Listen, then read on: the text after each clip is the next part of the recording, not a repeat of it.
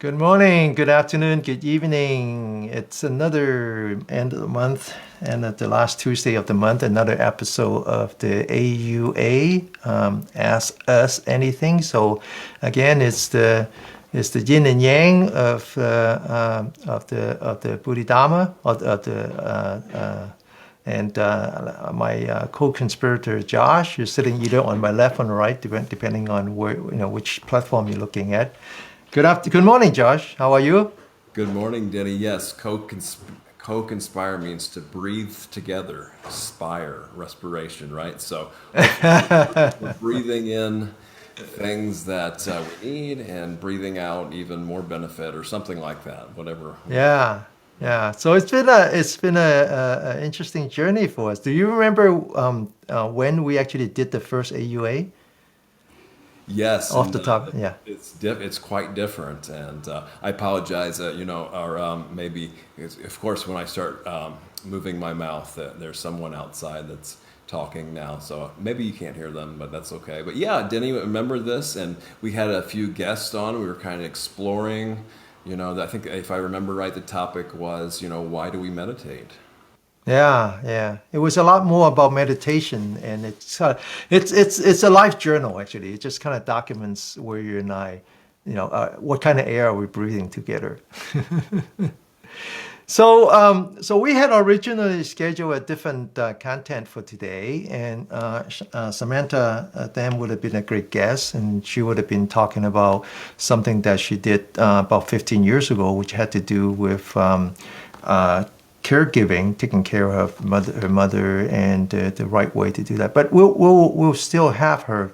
We would still like to have her come back in the next one, only because she's moving, and where she is now, she really doesn't have good internet connection. So I pulled out from my stack of dusty paper, and I came up with this talk, which is something that we did earlier. Is really based on a question that was asked during one of the class, which is what does this chi, this energy, does this energy have to do with real quote unquote organs? And I wrote a draft on that, posted on our Patreon channel, and I promised to follow up with a video. So here we are. So the title of today's talk, Josh, if I may start. Please take it away, Denny. Okay, hang on just 1 second. For some reason, you're not showing up. Hang on. Oh, there you go. All right, so we got both of us now. Okay, so the title of today's talk, and I like to think of it as the part one of at least a two-part talk. Not sure when the second part's going to come, but at least really drilled in and talk about exactly what is qi. And so the title of the talk is Qi and Astrology. Now that can't get you clicks. So I'm gonna just go, okay, Josh? Please. Okay. So I like to bring us back to my favorite scientist, Galileo, only because my son went to a high school in San Francisco named after Galileo. He's actually one of the first scientists, probably the most famous scientist in modern science, and the second to be Isaac Newton. And Galileo was very, very ahead of his time. And one of the things that he did was he invented a telescope, and he started to observe the stars. And so, of course, he observed the moon and then Jupiter, which was the biggest planet, as you know, in our solar system. And he came up with something that essentially landed him in house arrest with the church. It was something so controversial that the church, actually, the Catholic Church, actually went out of the way to warn him not to continue his study. And when he violated his quote unquote restraining order, they put him on house arrest, and he actually died during that time. And so, what is it? What is it about what he did that was so controversial? It was something called heliocentrism. Helio is the name of the god. It's a sun god. So the idea is that he believed that it is the sun that is the center of the quote solar system, and then all the planets, including Earth, rotate around them, around the sun. And of course, the way he proved that is by his observation of the tide, how the tide is influenced by the sun and the moon and the Jupiter. And there was a theory that was actually put out probably 100 years before his time by another scientist, or another thinker anyway. Interestingly, he never published his work. He never published his work, and it was finally published on the year that he died. So he never had to deal with the church. And it became kind of a underground kind of movement to say, hey, it is the sun that we all evolve around. And then why is that so hard for the church? Well, because if you go back to the Bible, you go back to the Old Testament, go back to the where it talks about God created the universe. He created the earth first, right? He parted the water, revealed the earth, revealed the water, and revealed the air, and then later on he constructed the sun and the moon. So, as far as the church is concerned, the universe evolves around Earth, not the other way around. So that was bad, and so he was put in rest. And so now it turns out that today people realize that kind of thinking, that idea, actually was quite old. It's actually it's about 200 years before Christ. That some other scientists had thought about it, but there's not any clear what the connections are. So those could be kind of independent of one another. Now, it turns out that the Chinese understood that. The Chinese actually understood that probably 4,000 or 5,000 years ago. I mean, before Galileo's time. Yes, Josh. Okay. So yeah. So before we dive into that, if you want to back up one, maybe. And speaking of the Catholic Church, of course, I live in a neighborhood where there's a Catholic church, and the church bells are going now. They go at the top of every hour, and noon to 6 they play, more bells. So I thought that was fitting maybe to mention. I'm always fascinated by these figures in scientific history and throughout our history too. Of what are their associations with other people in their kind of the societies, both public and private, and unknown about, maybe, that we don't know about, and how that influenced maybe how they came up with these, or who were their supporters, and then who benefited from their theories, and like Denny mentioned, who supposedly didn't benefit from their theories. All kinds of things, like, are people, what kind of, are they pretending? Are they acting in certain ways for certain reasons? There's just so much things we don't hear about that can go deeper with the story, but as far as their relevance, I don't know. Now, I know the heliocentral model, it's interesting, and Denny mentioned the Old Testament, that there is the very first thing, the division of light and darkness. So I think that, I don't know how that plays in exactly to this, but with the sun bringing light, and then in the creation story in the Old Testament about, creating day and night. So I just thought those were some things to point out. So hopefully I didn't disrupt the flow too much. Yeah, the answer lies in the history development of different societies. So the Western culture had this history of the Dark Ages, and then it has the history of the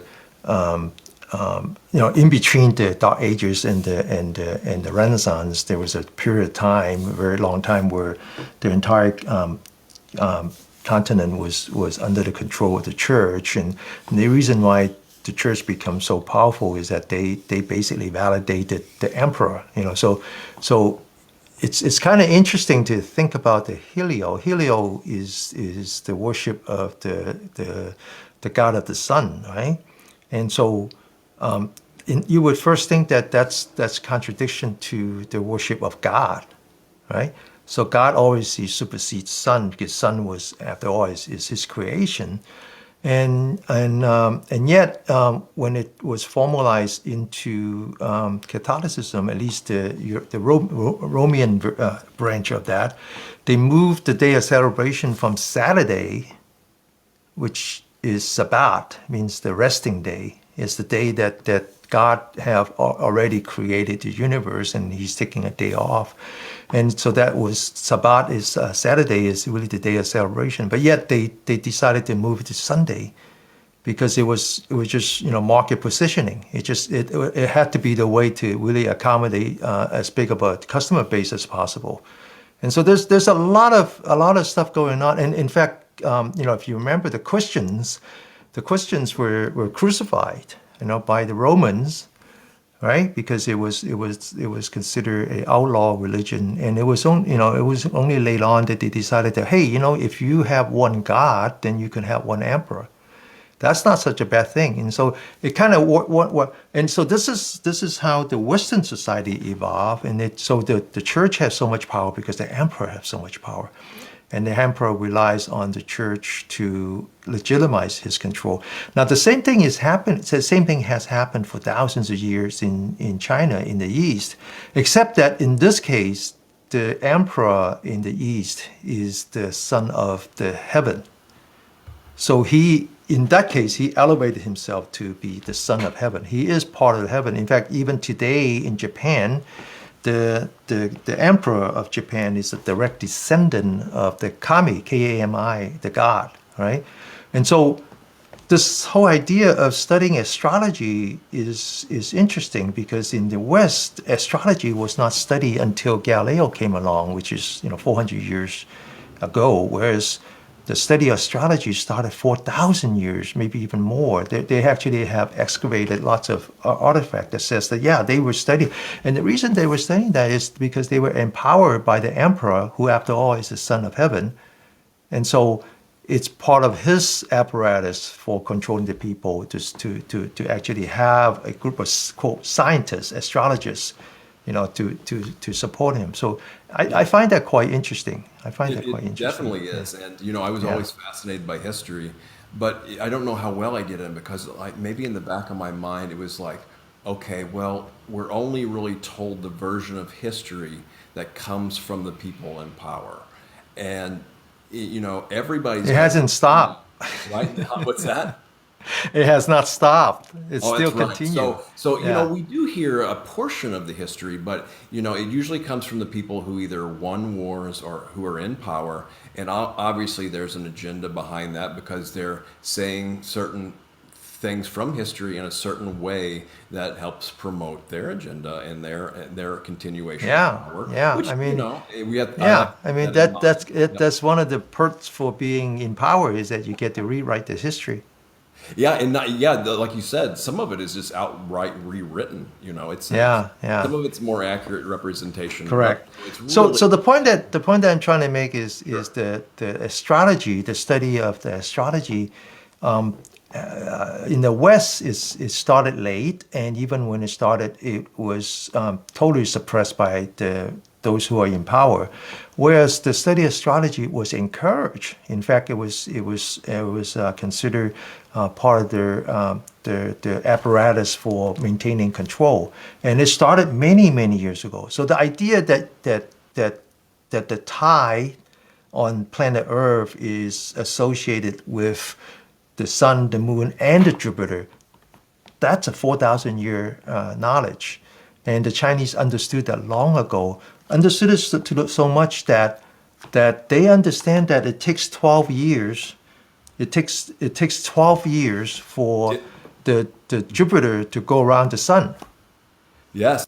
I just wanted to make one more brief distinction between astrology and astronomy, right? The astronomy is more like the study of the actual stars and the heavenly bodies, and astrology is more of how they affect our everyday life, our environment, and Correct. Correct. patterns and things like that. So they are Correct. very closely interrelated, but Correct. there's a distinction there. So I think we're Yeah, correct, crossing correct. So I would, paths. I would that thank you for that, Josh. So I Yeah, would no, it's okay. definitely Yeah. agree with that, and I would go as far as saying that Galileo was an astronomer whereas the Chinese who studied the planets were astrologists, because they weren't all that interested in studying the planet as much as they wanted to understand the effect of the planets have on the people, and having that knowledge gave them the unfair advantage, so to speak, of being able to then say, hey, this is what the stars are saying, this is how we're going to affect, and so be forewarned that this is what's going to happen, right? I'll just make one other brief comment, because of Western astrology, which I have very, very little knowledge of. I will say one thing that I learned recently that I think is a relevant point to make, since we're sidestepping Western astrology, which is definitely good for this, what we're doing here today. The one thing is, it doesn't seem to align exactly with the reality, because it's divided into 12 sections, but sometimes the actual star placement is briefly different from the way it's classified in Western astrology. So when some people say the moon is in, I don't know, for example, Virgo, well, sometimes it might actually be in the next sign over in reality if you look exactly where the placement is. So Correct, I don't know. correct. I feel that's kind of Well, the wrong. universe is geometrical, just not mathematical. The two are very close, but they're not exact. So, I mean, I remember one time I was back in the States when I was in graduate school. We were just before the show talking about how I entered graduate school and became the lone experimentalist. And so I was building up my lab, and I had to actually build a little card that plugs into IBM PC back in the days, and I had to build a little clock chip. And it turns out that you can't do that mathematically. It turns out that you think that every 4 years a leap year, except that there are, it's not every 4 years forever. Anyway, so that's right. So they decided that they understood that it takes 12, just by observing the Jupiter, they understood that it takes 12 years for Jupiter to return to its original configurations, and so they actually came up with the 12 deities. Which one represents one configuration, one constellation. And then eventually that evolved into the 12 zodiac signs. So, for example, I'm a monkey, and so I was born in 1956. So therefore I'm a monkey.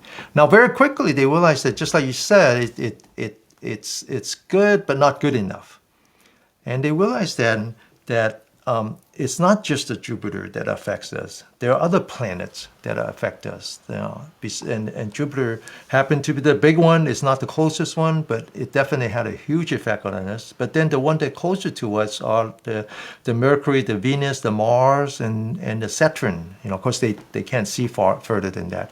And so they actually understood that there are at least 5 planets, in addition to, including the Jupiter, that has an effect on us.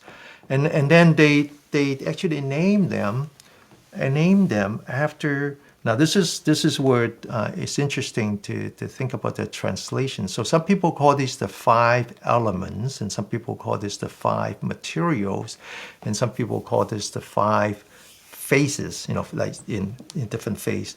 And so let me just explain what those are. So water, metal, fire, wood. Now, wood is actually tree. So everything has a life to it, okay? And then earth, in this case, is actually more like dirt, right?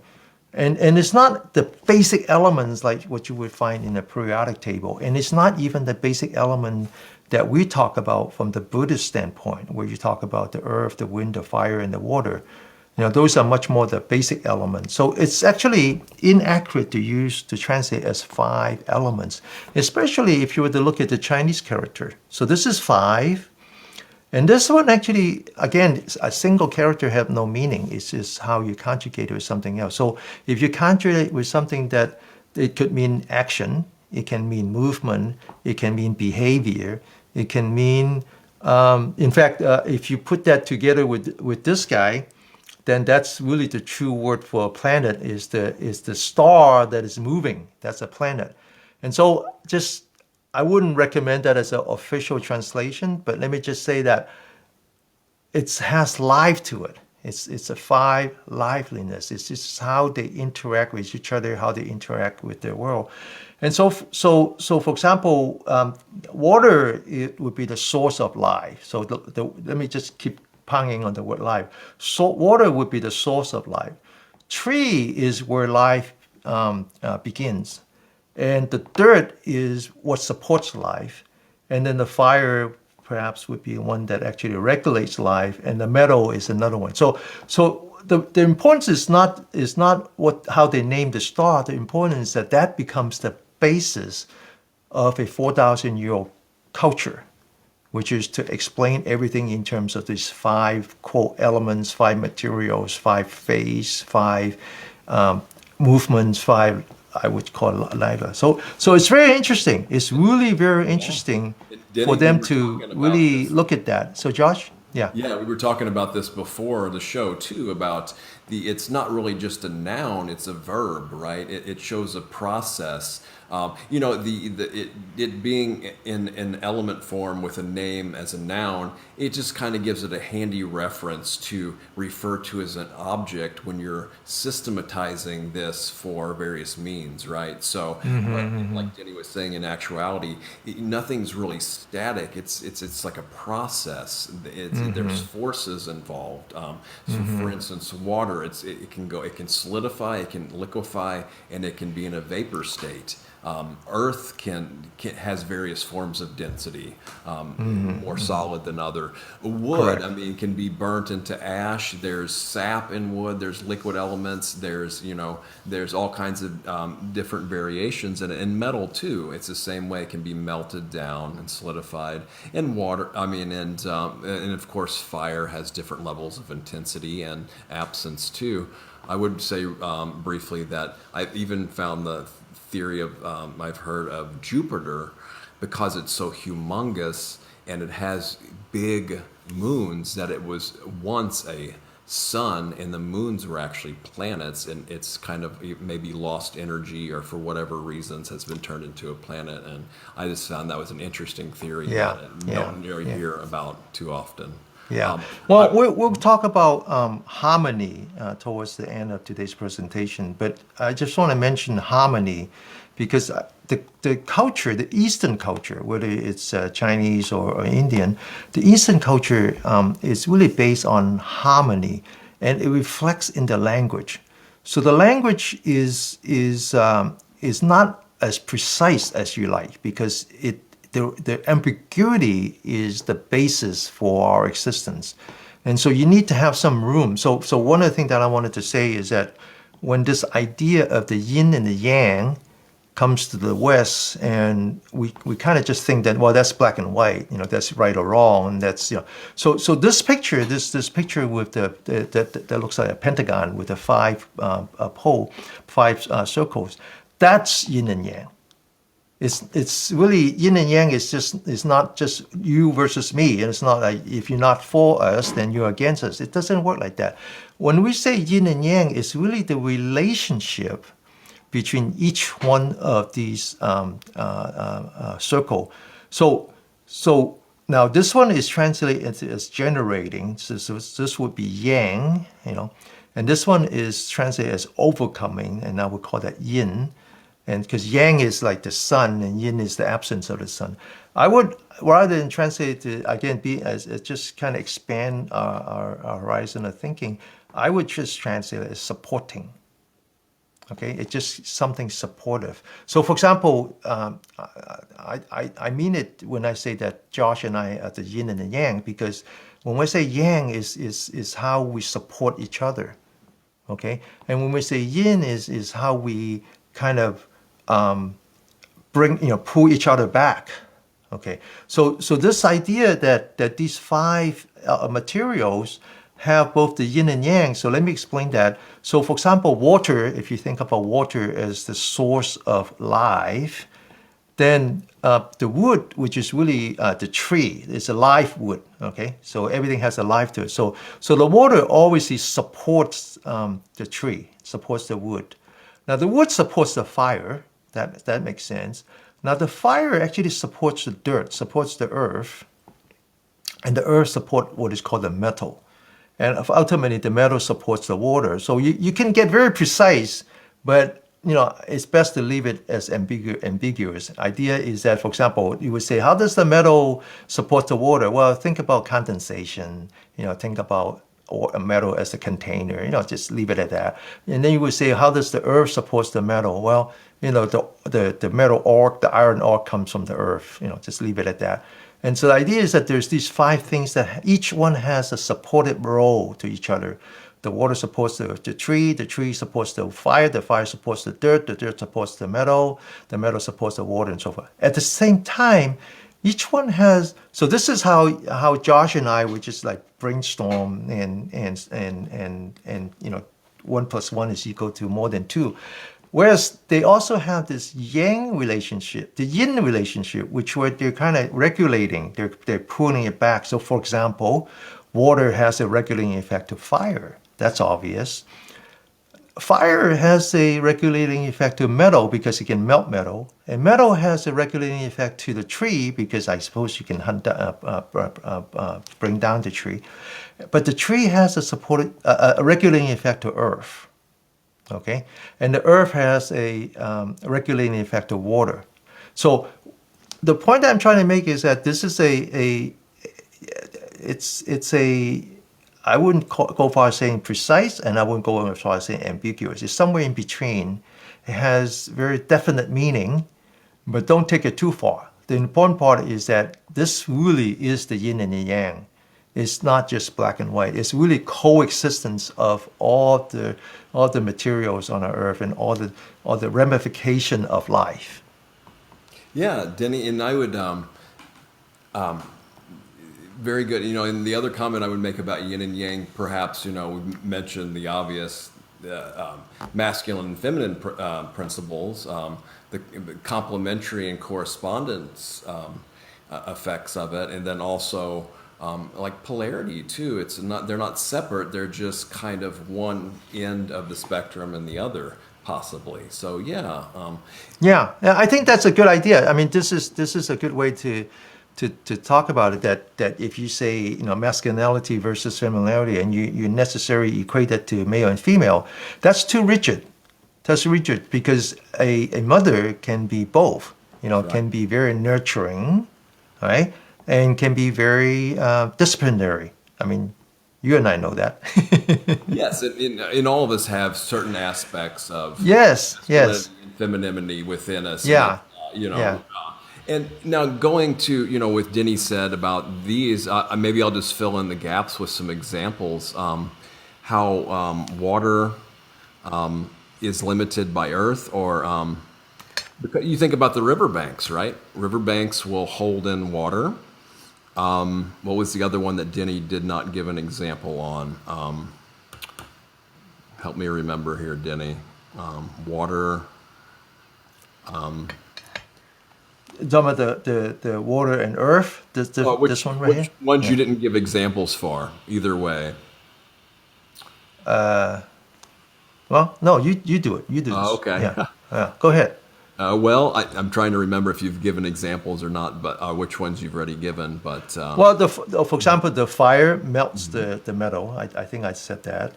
Fire restricts, it overcomes. Yeah, so you think about a blacksmith, right? You heat up. Yeah. You heat up metal to do it to bend it into shape. Yeah. Mm-hmm. Now, metal and wood. Denny mentioned the axe, and another thing is that if you I've heard of this, and I can't verify it. If you just will spray microparticles of metal by trees, well, then when they try to uptake nutrients from the earth, sometimes it gets clogged, and then it stops nutrients from reuptaking in the tree, and so the tree could eventually die. Yes. Yeah. Let's see. What's another example? Wood restricting earth. Well, that's what I just said, right? That the wood will take nutrients from the earth, certain nutrients in the ground, out of the earth for its own benefit. Or you build a barrier.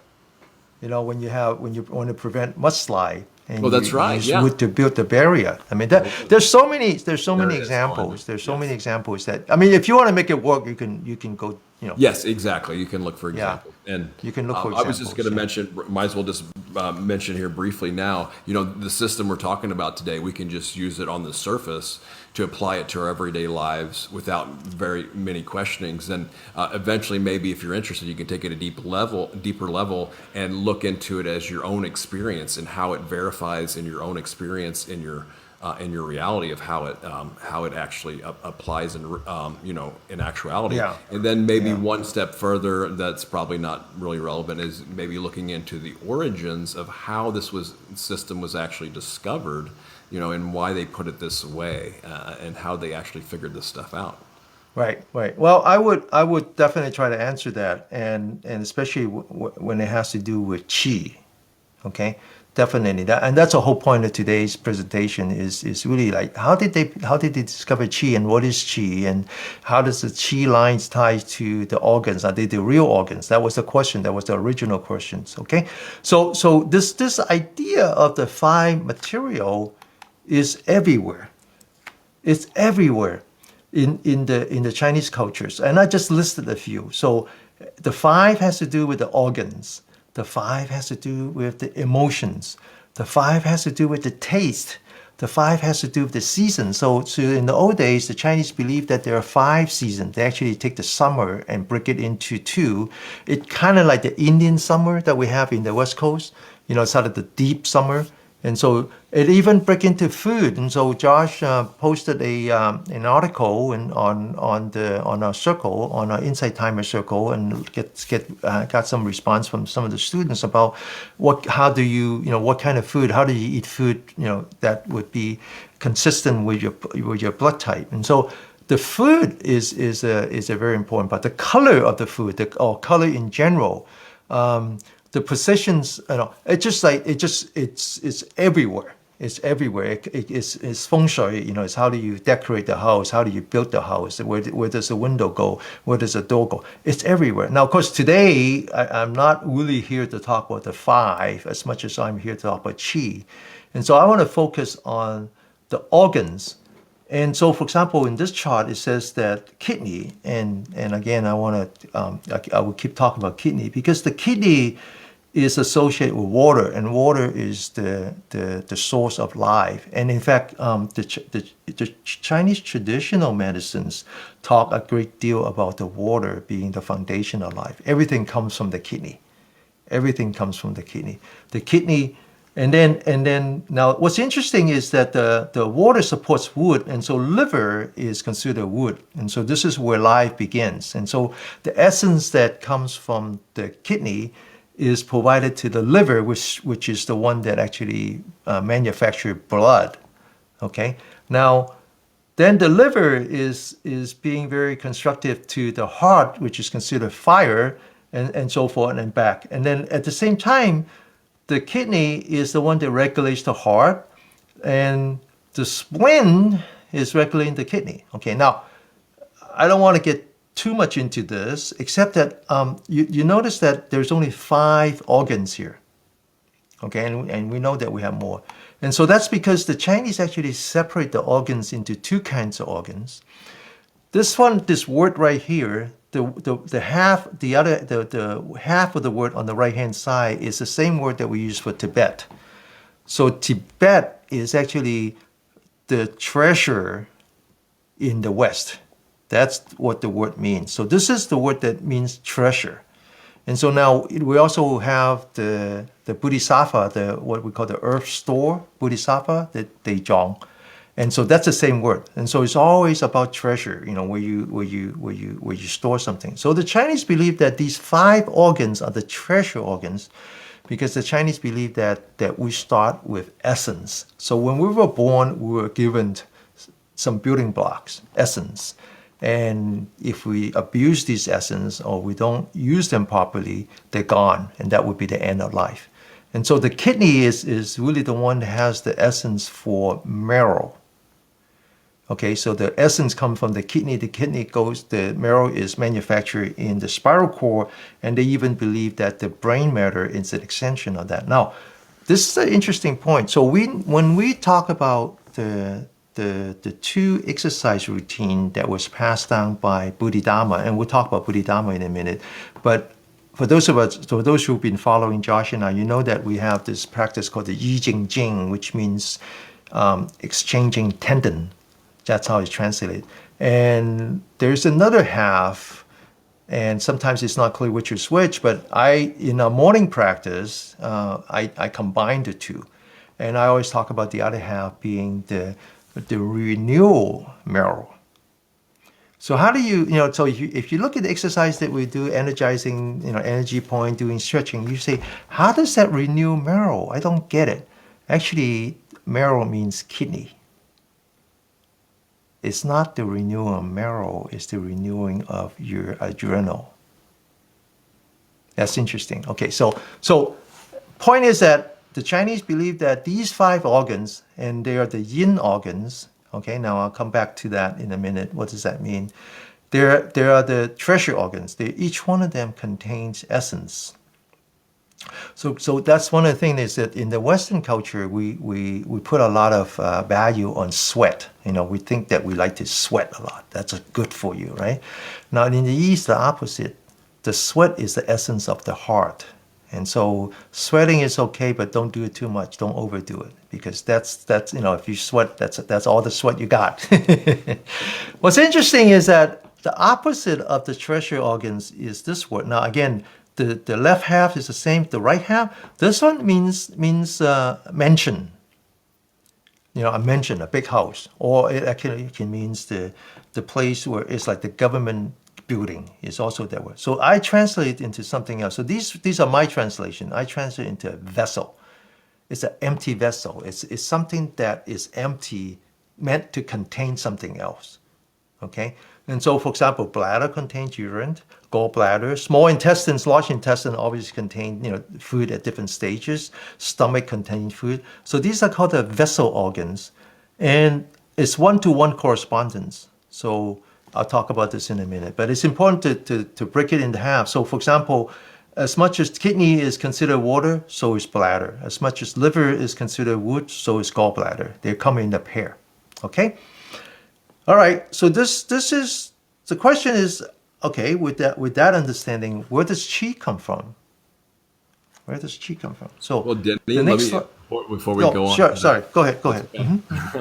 Yeah, I just wanted to point out that it's interesting the translations between these that you use for the arrows. And I mentioned this previously.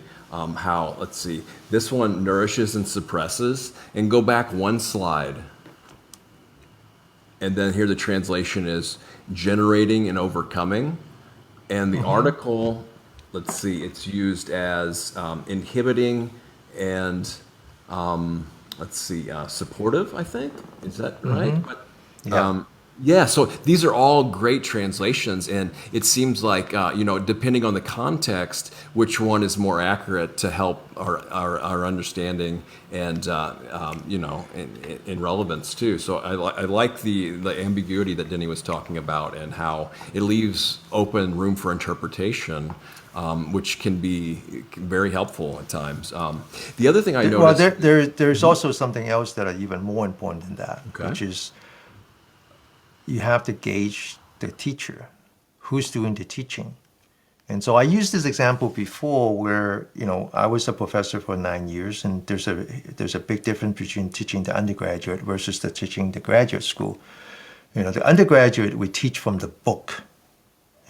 Everybody gets a book. So it's exactly the same as mine. I'll teach it from the book, and you learn it from the book. In fact, after a while, I don't even prepare class anymore. I just open the book, like an hour before class, and I just know what the...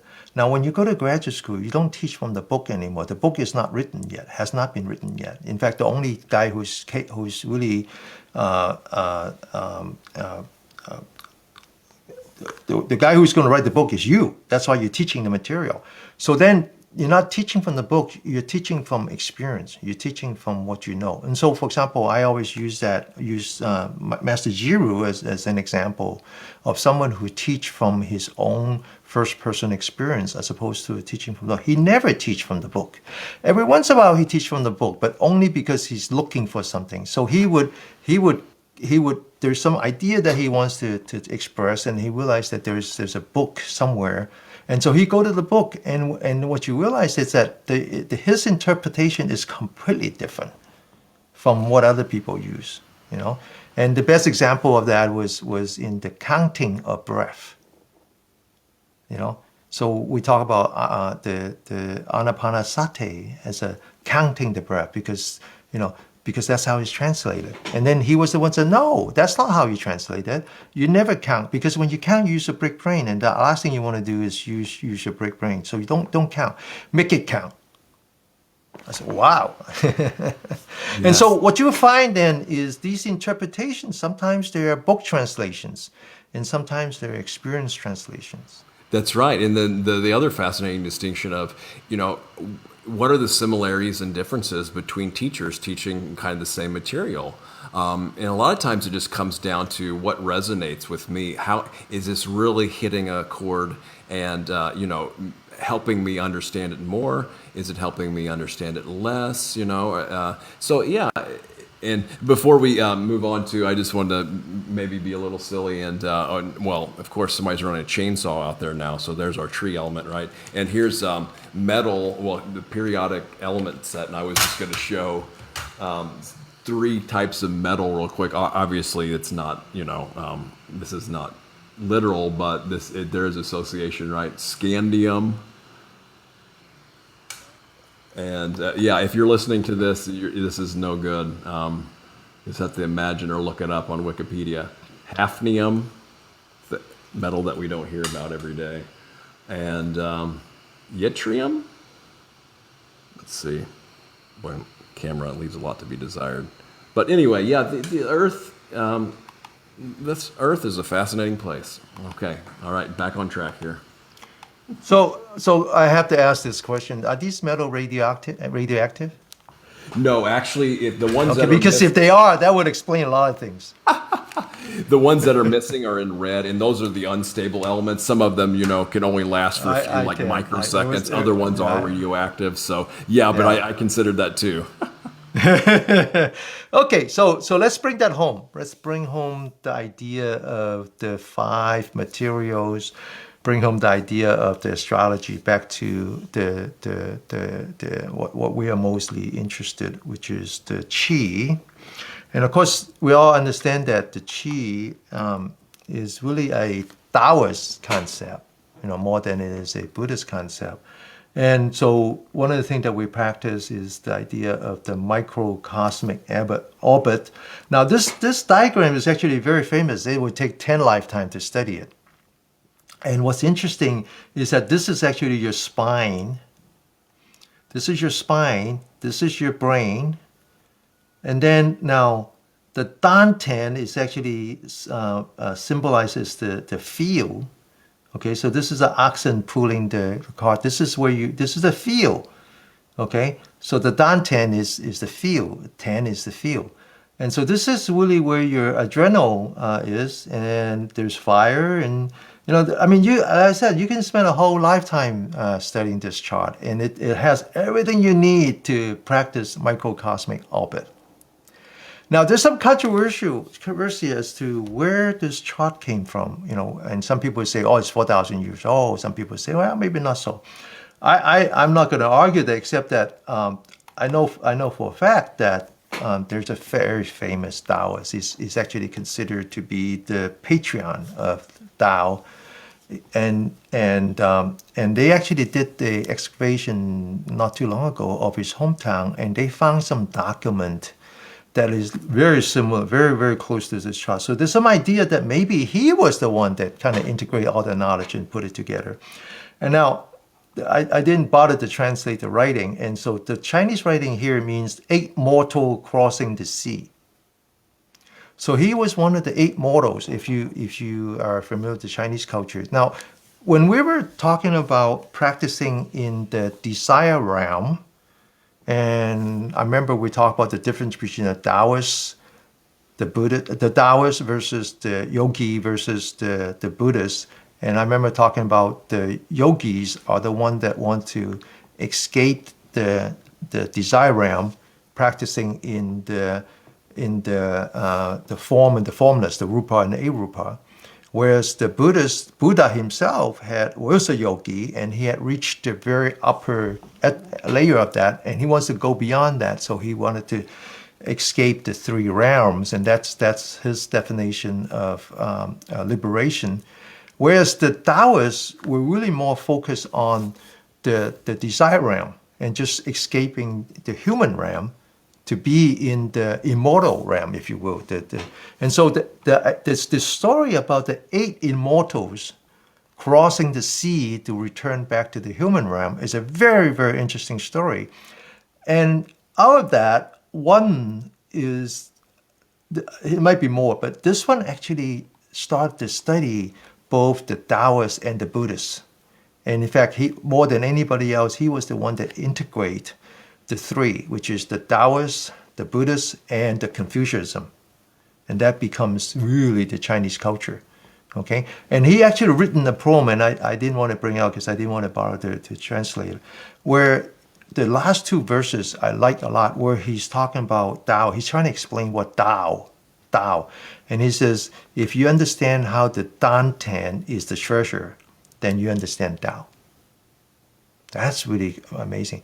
And then right immediately after that, he says, if you understand Zen, and use the word Zen, okay? And use the word Zen. If you want to understand Zen, it's now I'll paraphrase a bit. It's really about understanding the difference between pain and suffering, the difference between sensation versus perception. It's understanding how not to use your brick brain and use your spiral cord. I paraphrase, but but my point is that at that one poem, he talks about the meaning of Tao and the meaning of Zen. So, where does Zen come from? Zen come from Bodhidharma, and Bodhidharma actually predated Lu by almost 200 years. And so the thing that I wanted to say is that the Chinese, the Tao, the word Dan, this word here, Dan, is actually the word for alchemy. Dan means red, red means the pill. So for many thousands of years, the Taoists were alchemists. And so when they were talking about practicing the Tao, they were actually manufacturing the Dan, manufacturing a pill of heavy metal that they can swallow that will give them longevities and all kinds of things.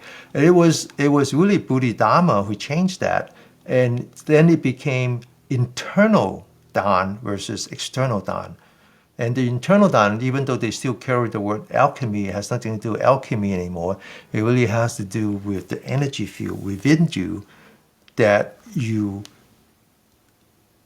guide and enticed. Remember the word Taoian is guide and entice. So once they do that, then they start to really, they can then go into deep meditation state, and they can start to really understand their body. And they understand that the body actually has a rhythm, And Josh, go ahead. Sure. Yeah. Briefly, back to the other slide, and the internal alchemy. Well, the microcosmic orbit is pretty profound practice and technique and understanding. And we still. I don't think Denny's ever even mentioned much about the macrocosmic orbit, which is even more involved and complex from what I gather, if I'm getting that right. And so I just. Very, very interesting stuff. And then the internal alchemy, which from what I hear, some kind of like popular or pop Western alchemy teachings, today it is more internal alchemy. They from what I can gather, if I'm getting this right, where you're not trying to change base metals into gold externally.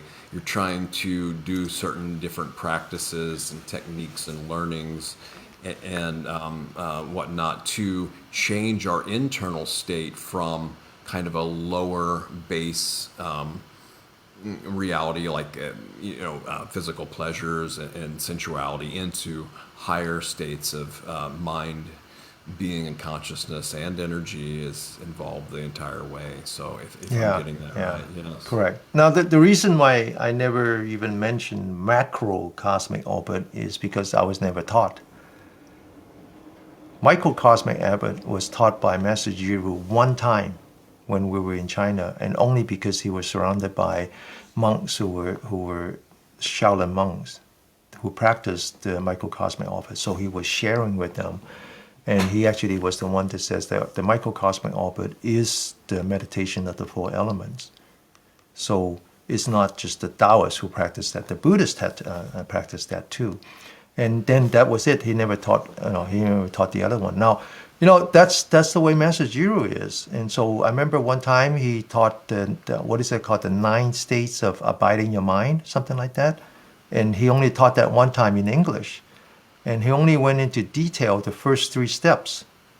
And he actually said, any beyond that, I might as well be a stand-up comedian, because you guys would never understood that. That's right. Audience is key, right? So Yeah. Anyway, so there's a reason for that, and so I just want to clarify why I have not been as comprehensive as you might imagine. So, real briefly, to be my timing's off again, for completion's sake and accuracy. This actually says uranium on there, and I was looking this up. So, it supposedly, hopefully, it's totally completely depleted. So it's been Okay, turn off your light and nothing. see how I can see. That's Just right. turn off Am I your light. starting to Yeah. glow? Will I Yeah. glow in the dark? But no, that's what they say. It is. It has to be completely depleted forever. Yeah. So anyway, Yeah. Okay. All now right. if you see me glowing, let me know. Yeah. Okay. So once they become meditators and they really they're able to go into this deep states of meditations, they're able to live beyond the limitation of the physical body, and they start to understand that the body actually has a clock. And so back to the old days when Buddha talks about time, back in the days, in North Indians, a day is only 4 hours, 6 hours. Each hours would be correspond to 4 of our current day. So there were 6 time zones, just 6. And so if you look at this chart, there are 6. There's 6 going from the morning to midnight. Okay, and what the Chinese discover is that out of the 6, there is actually the yin and the yang. And so, for example, and this is the one I like, is that I go to sleep at 11 o'clock. I try to go to sleep before 11 o'clock because the gallbladder liver pair is active during that time. So this is when you start to detox and start to make new blood. And then the other thing that I do is, in addition to going to sleep at 11, is that I try to wake up before 7. Before 7. And because at 7 o'clock is the stomach splint pair that is active, and the stomach is a yang line, and so that's when you have the most yang energy. And if you lie down, you're not going to be able to benefit from the generating yang, your body generating yang energy. But essentially, the Chinese actually took the old 6 time zone region and refined it into 12, and then the 12 corresponds to 12 energy lines.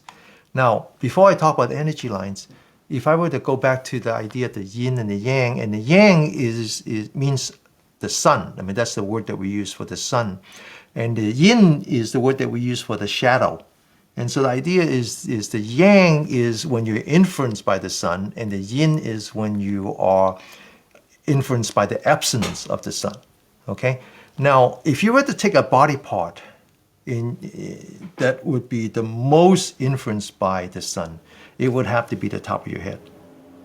And that's where all the yang energy meet. That's why we call this the 100 meet, where all the positive energy meet. And if you have to pick a spot in your body that is least influenced by the sun, it would have to be at your crotch. It would have to be between your reproductive organ and the opening of your bowel. And that's why there's an energy point there called the yin meat. It's the opposite of the yang meat. Okay? And so, first of all of these energies that comes into 6 pairs break down into the yin and the yang, and all the yang energy goes to the top of the head, and all the yin energy goes to the bottom of the upper torso. And then eventually they go into the fingers. And so since you have 6 energy lines, 12 energy lines, 6 of them would start at the fingertips. These are the extremities. And then 6 of them would start at the toes, again, extremities. And there's yin and yang. And so if you kind of go to here, there's actually not accurate to say there's 12. There's actually 12 plus 2. And so let's just go down to 12. And so you have just look at the fingers. This starts at the fingers are the heart and the small intestine, the triple warmer and the pericardium, and then the large intestine and the lung. Now, you might, again, trying to answer the question, so are these real organs? Well, they're real energy lines that name after organ. So let's just focus on the energy line as opposed to the organ. Because unfortunately, by the time we translate it into English, we're now comparing a 4,000-year-old culture with a 200-year-old culture. And so the Western concept of these organs are very limiting, very precise, but very limiting. And then whereas the definition of these organs in the Chinese are much more ambiguous and much more encompassing. Okay, so I will only say, if I were to again try to answer the question, are the energy line correspond to real organs? Well, what is the definition of organ?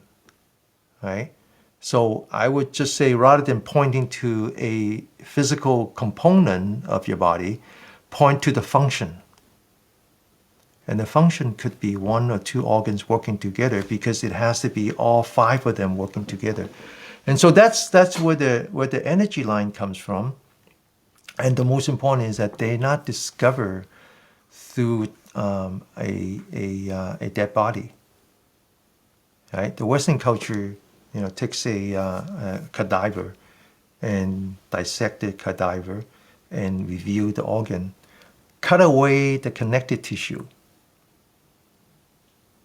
Whereas the Chinese way of exploring the body, they do it through a live body, because they do it through meditation with the connective tissue intact. And so when we talk about qi, it has a lot to do with the connective tissue. That is really the channel for both electricities and magnetism. And it's that one single organ that contains everything. That's why we have this energy line here called the triple warmer. The triple warmer is like the Joint Chief of Staff. You can separate the Marines from the Navy, and the Navy from the Army, and the Army from the Air Force. But as far as the Joint Chiefs are concerned, is that you all work for me. You're all together here, right? And so the triple warmer is quite interesting. Now, again, you can translate that as warmer, translate that as heater. I prefer to translate as focus. Is that the body is separate into these 3 regions: what's above the diaphragm, what's below the belly buttons, and what's between the diaphragm and the belly buttons. And again, I mentioned this before, is that there's a descriptions on these 3 regions. They say that the upper burner, or the upper focus, or the upper warmer, is like the fog. The fog is water. Water is the one that actually irrigates the earth. It's the one that actually brings life to earth. And so this is where the heart and the lung located. They're responsible for bringing in the essence from external to a body and distribute it to our bodies. That's why the upper burner is like the fog. The middle burner is like the foam. And so when you make alcohol, when you make beer, when you make soy sauce, you get foam because they ferment. Okay? And so this half here is all about fermentation. It's not about digestion, it's about fermentation. And this is where you extract nutrient from the food that you consume, from the air that you breathe. And then finally, the lower burner is like the gutter.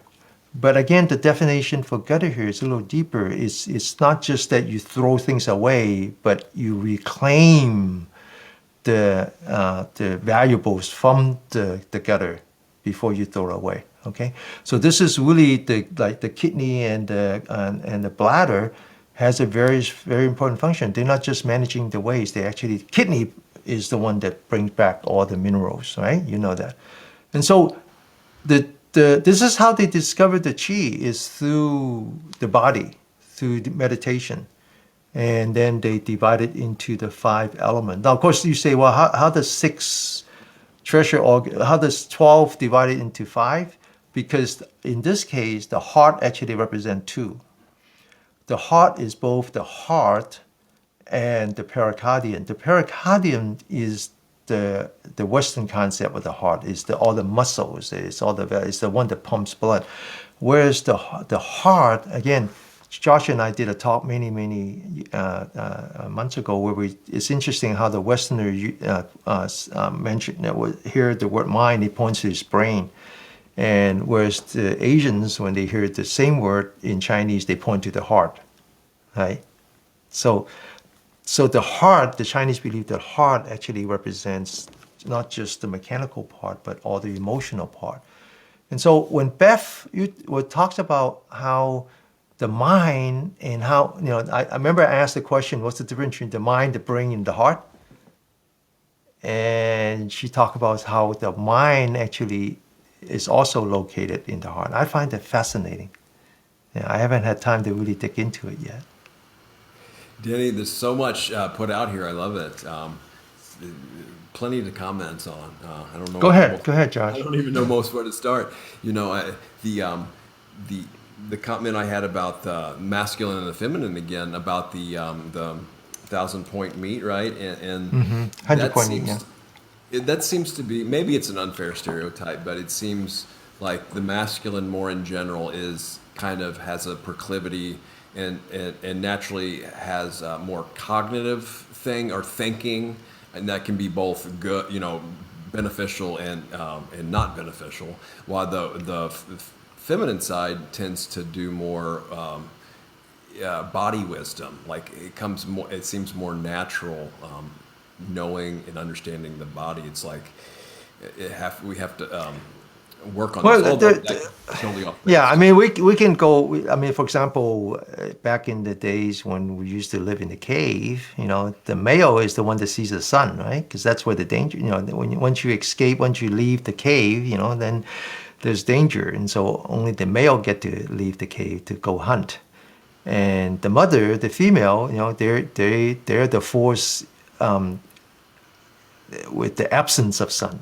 That's right. So that's another way you can think of it. Yeah, that's right. There's so many different associations that can be made too. Yeah. And going back to what we talked about previously, is a shameless plug here that Denny and I have done shows on Bodhidharma and Zen, and we've done a few already on Qi.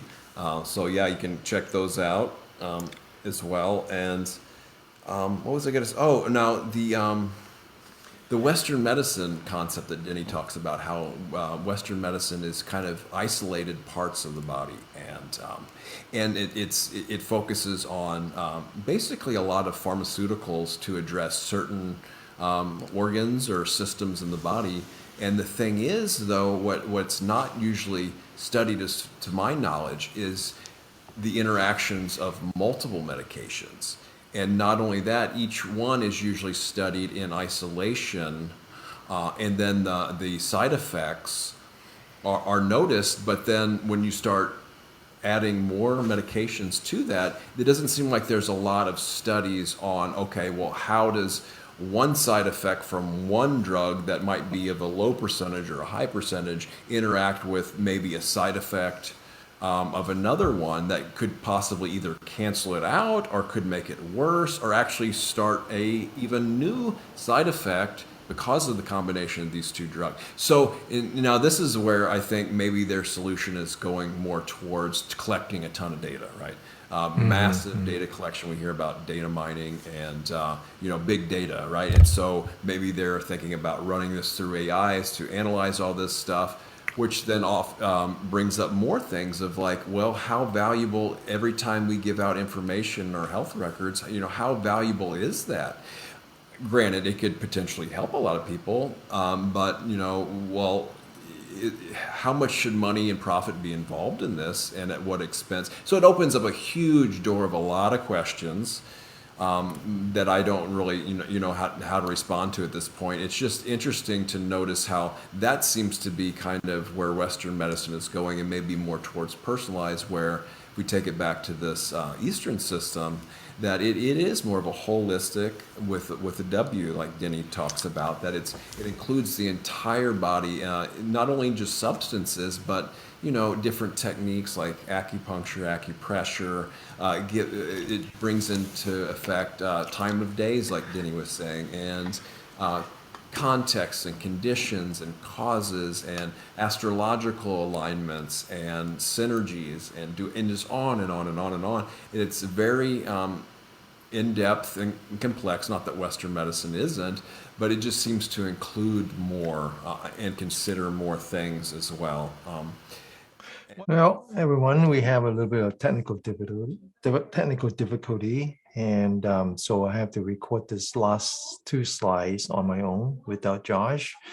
In any case, so we talk about the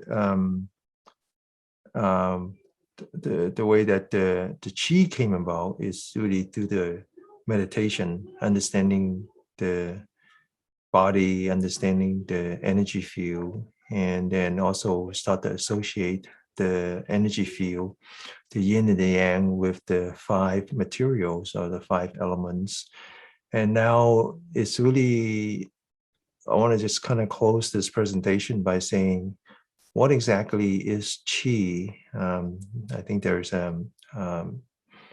sort of understanding that maybe chi is this, mystical force, this Jedi force, which it could be, but actually the word chi just means air.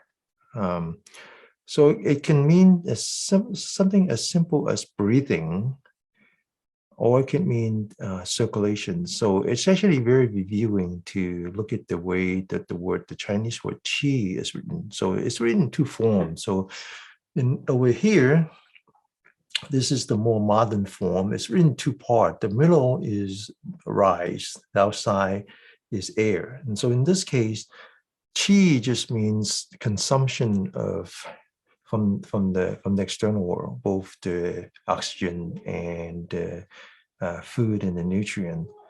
Whereas the older method of writing the same word chi also is in two parts. The one on top means no, none. And then the bottom with the three or the 4 points means fire. So it actually means no fire.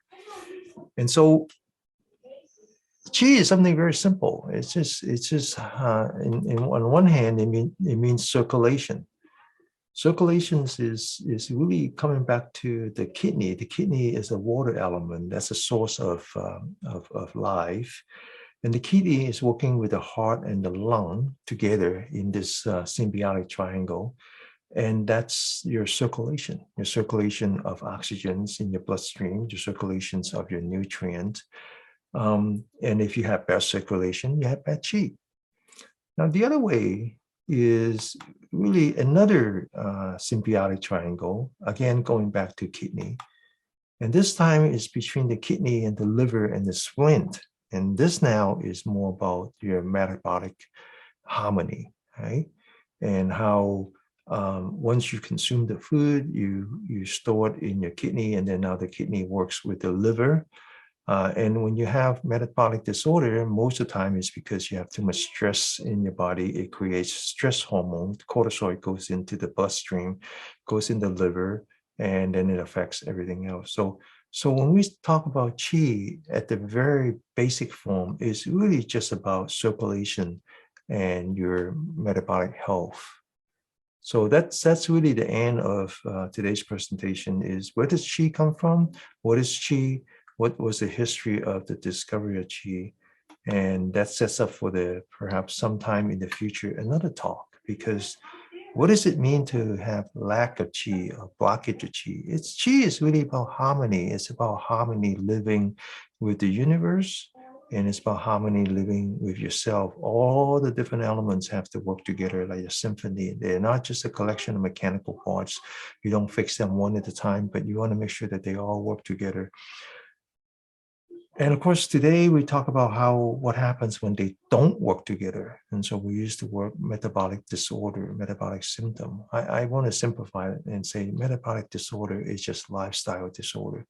It's when you eat the wrong kind of food, eat the wrong quantity of food, eat the wrong quality of food, eating too much of it, or eating not eating food at all. Many times we just basically eating packaged calories.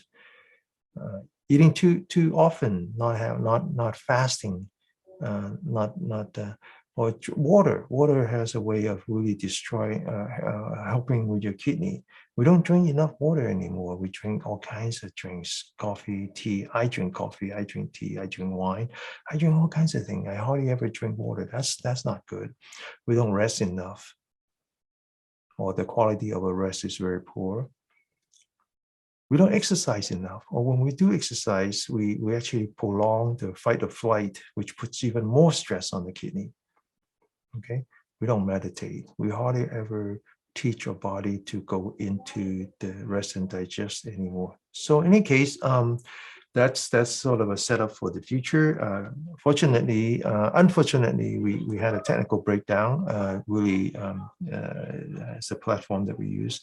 Fortunately, we are down to the last slide. So again, I want to thank Josh for being part of the conspiracy, talking about today's Qi and astrology, making all the good comments, giving me both the yang energy, which is the encouraging energy, and the yin energy, which is the regulating energy. Okay, with that, I bid you goodbye. See you next month. Again, the last Tuesday of the month. And hopefully this time we'll manage to get Samantha Dam be a guest again. Bye-bye.